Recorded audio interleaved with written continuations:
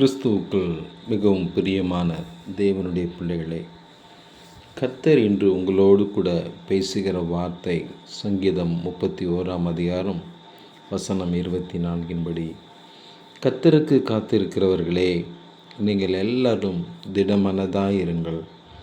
அவர் உங்கள் இருதயத்தை ஸ்திரப்படுத்துவார்.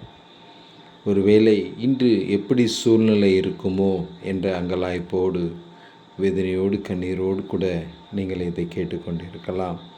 கர்த்தர் சொல்கிறார், உங்கள் இருதயத்தை நான் ஸ்திரப்படுத்துவேன், உங்கள் வாழ்க்கையை நான் ஸ்திரப்படுத்துவேன், உங்கள் சூழ்நிலைகளை நான் ஸ்திரப்படுத்துவேன் என்று கர்த்தர் வாக்கு பண்ணுகிறார்.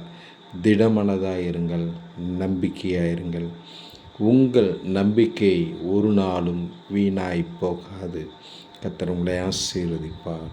God bless you.